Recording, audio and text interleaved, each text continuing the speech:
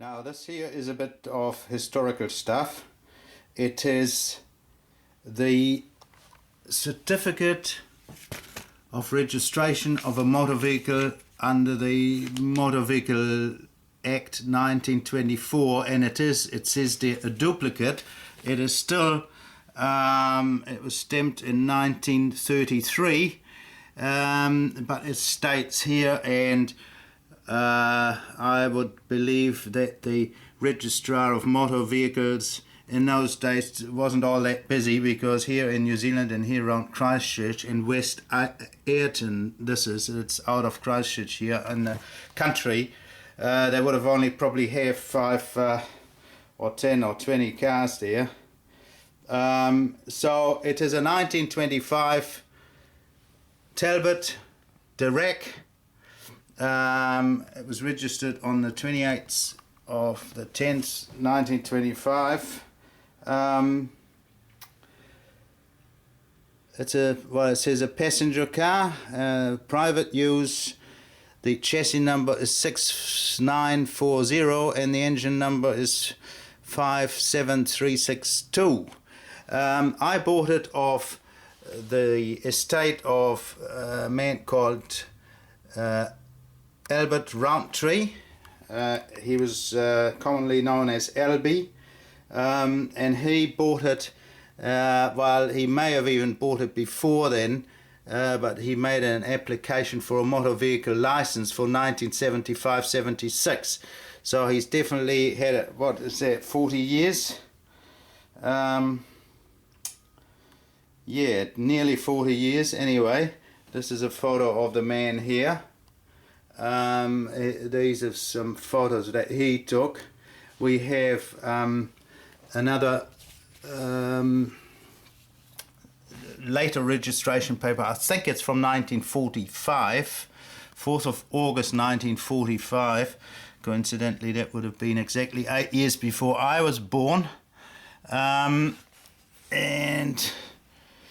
it says here, it must have been then on the road, receipt for fees for registration and annual license of motor vehicle. That's attached to it. That's actually, I can read that, 22nd of June 1950. It was then owned by a man called Thomas Andrew Sadler, I think. Talbot Darracq again. Same chassis, same engine number, and that's actually what it still has got now. Right, enough of that. Here's an old envelope also from something. It comes with a number of photos and some spare parts things, and the Talbot Darracq Club magazine copies and things like that. But anyway, in a moment we'll go have a look at the car itself. Right, here's the real McCoy now. Well, this Mr. Roundtree, LB, he didn't do anything to the car for the last 5 or 7 years in his life, and he only tinkered around with it. It may run out of petrol. Oh, yeah, there it goes. Well, we probably try. We'll just hang on, Titch. We'll probably put a bit more in a second and start it up again. It doesn't have an exhaust, of course. We pulled it out of the shed where it's been basically sitting for the last 20 years. Just probably pushed backwards and forwards every now and then. Here, Mr. Almighty Titch here, it took him not very long at all to get it going. He had to take the carburetor off and clean it out because it was sort of dusty and cobwebs in it and things. Other than that, we haven't actually done anything to it. Well, the mudguards here are sort of loosely bolted on, and here these kick panels, or what do you call them, sills, whatever. Other than that, it's a pretty original car.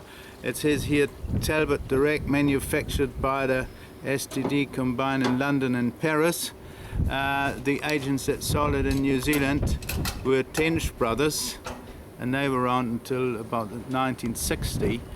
We've got a 4-day Jaeger clock here, which in itself, if I'm not mistaken, is worth half a fortune.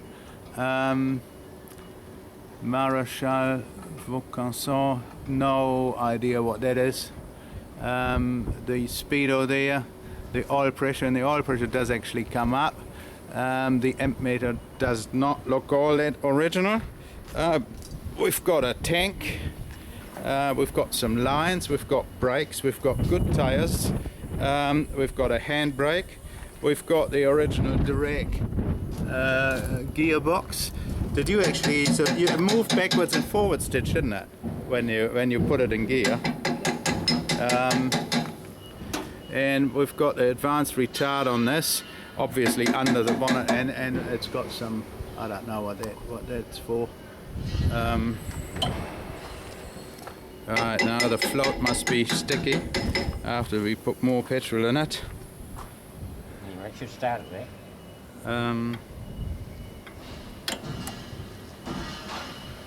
Carburetor flooding a bit. See if we get lucky. Well, it didn't. Hey, here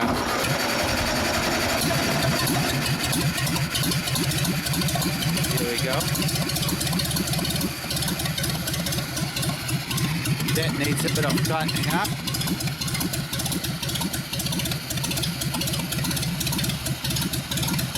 But it runs, the engine runs actually very nicely. There's no, I mean, there's a lot of noise at the moment, but no rattles or shakes or anything like that.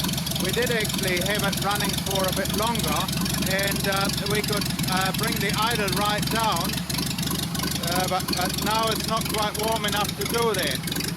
There is, I don't know if you can see that bells are going up and down, and oil appears to be up top there as well. So that's good. The magneto works.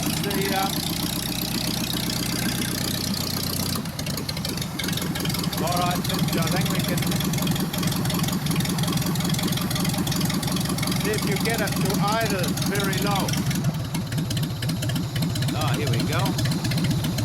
Now that it's warm, it's got the number there. We'll on the wood, which we did find the engine number, but I'm not too sure now where it was, to be honest. But we'll find it again. Engine number. Oh, hang on, it just points it out. Oh yeah, that's right. 5722. So 57382. So it's still the engine number that was in the original papers. We have you come across a chassis number on it? No. No. We to be honest, we never really looked for it. But I mean, that thing is just so, chassis, engine, so original. It'd be really surprising if it wasn't the original engine for it. Chassis engine. We've got two more wheels here.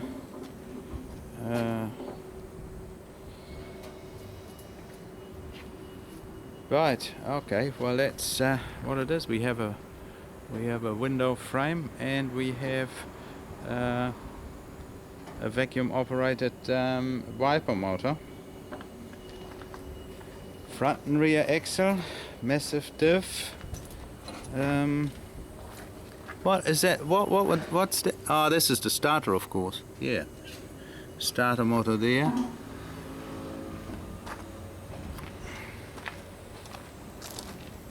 Right. Anyway, a very nice, and we've filled it up, and it's not leaking. An absolutely lovely honeycomb grill.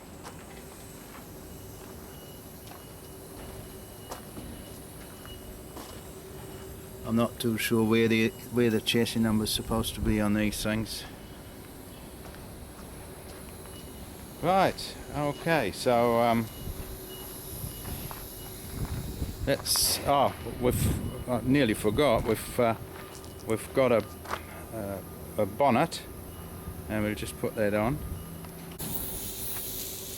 Right, this is the bonnet on the car, and actually it fits quite lovely. The pin goes in there, and I can't see for too much sun. Pin there, and just about perfect gapping, even as it is.